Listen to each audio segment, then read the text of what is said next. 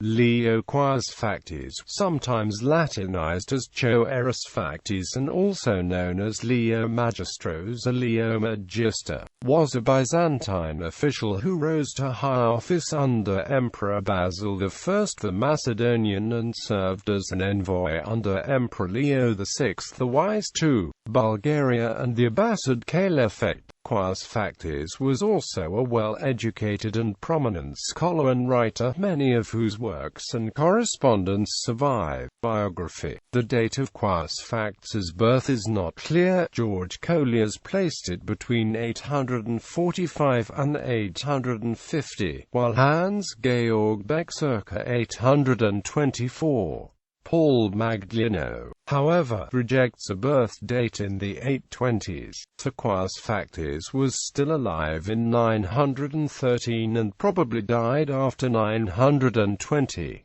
His family came from the Peloponnese and was well established in aristocratic circles. Through his wife, he was apparently a relative of Zoe Carbonopsina, Emperor Leo VI's mistress after circa 903 and eventual fourth wife, and he himself married a lady related to the Byzantine imperial family, with whom he had two daughters. Nothing is known of Choerosphactes' early life before circa 865, when he dedicated a major theological work, the Theologian of Thousand Lines, to Emperor Michael III. Under Michael's successor, Basil I the Macedonian, Choerosphactes rose to high state offices, being named Mystikos and Kaniklios, both confidential positions in close proximity to the emperor. Choerosphactes continued to be favored by Basil's son and successor, Leo VI, who awarded him the high dignities of Anthropatos, Magistros, and Patrikios by 896. In 895 to 896, Emperor Leo sent Choerosphactes in a series of embassies to the Bulgarian ruler Simeon, to conclude the ongoing war between the two states. His surviving diplomatic correspondence is a valuable source for these events. The Bulgarians had been hard-pressed due to the successful raids of the Magyars, allies of Byzantium, who had taken many prisoners and handed them over to the Byzantines. Confident of a favorable settlement after this, Leo stood down the Byzantine forces, but Simeon, once relieved of pressure on two fronts, immediately imprisoned Choerosphactes and carried on negotiations with him in his cell. These Simeon dragged out until his own allies, the Pechenegs, attacked the Magyars in the rear. After the Magyars were defeated, the Bulgarian ruler issued an ultimatum demanding the release of all Bulgarian prisoners as a precondition of peace. Emperor Leo, pressed at the same time by the Arabs in the east, accepted his demand. Choerosphactes returned to Constantinople with the Bulgarian envoy Theodore, and the prisoners were released. Soon, however, hostilities resumed, and after a severe Byzantine defeat at the Battle of Bulgaria in summer 896,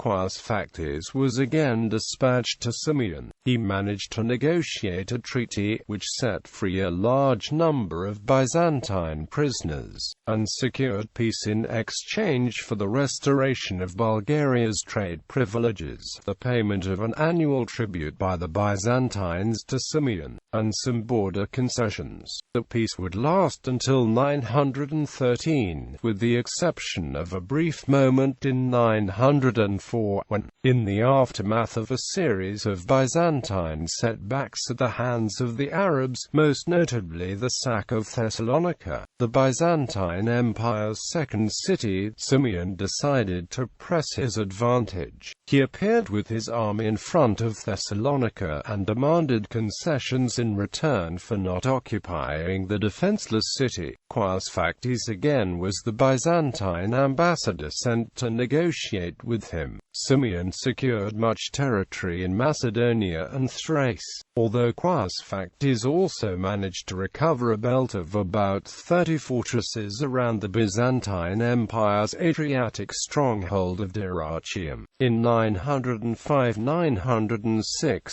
Emperor Leo sent Choerosphactes as an envoy to the emirs of Tarsus and Malatya, as well as to the Abbasid court in Baghdad, hoping to achieve a peace treaty, but also to gather grants of economy by the Eastern Patriarchs for the emperor's fourth marriage, normally forbidden by canon law. Shortly after his return, circa 907, Choerosphactes fell into disfavor and was exiled to a location called Petra, possibly indicating some involvement in the contemporary revolt of Andronicus Doukas. During this period of disgrace, he sent repeated letters to the emperor pleading his case. He was also the subject of a vehement attack by the bishop Arethes of Caesarea in the latter's work Choerosphactes, a wizard hater, where he was accused of being a Hellene. Eventually, he was pardoned and rehabilitated, either by Emperor Leo himself or by his brother and successor Alexander, for at the time of Alexander's death he was back in Constantinople, and was implicated in the conspiracy and failed coup d'état of the general Constantine Doukas. Following the coup's suppression, Choerosphactes sought sanctuary in the Hagia Sophia, where he was captured, tonsured, and then confined to the monastery of Studios, where he died shortly after 919.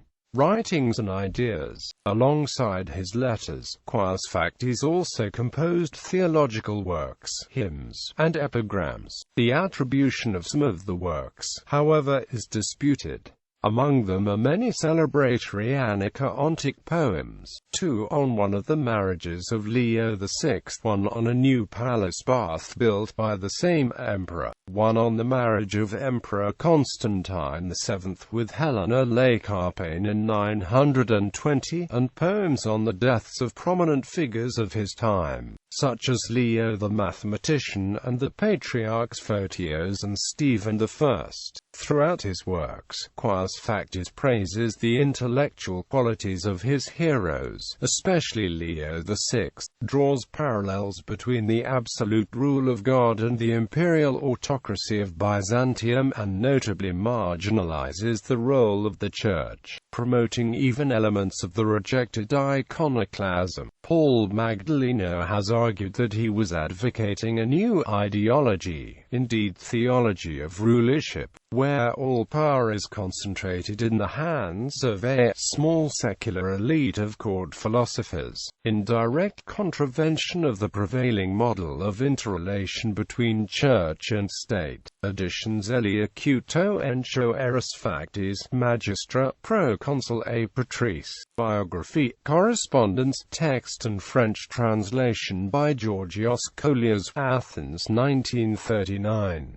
Choerosphactes Theologia, Editio Princeps, text, commentary and German translation by Johannes Vassus, Supplement Byzantina 6, Berlin and New York 2002. Lanica Ontica de Thermus di Leo Magistro, ed. Byzantine Gallavotti, Accademia Nazionale dei Lingue, Bollettino dei Classici, 3rd series, 11, pp. 78–103. Cinque Poeti Byzantini, Annica Onti dal Barbariano Greco 310, text, commentary and Italian translation by Federica Ciccolello, Amsterdam 2003.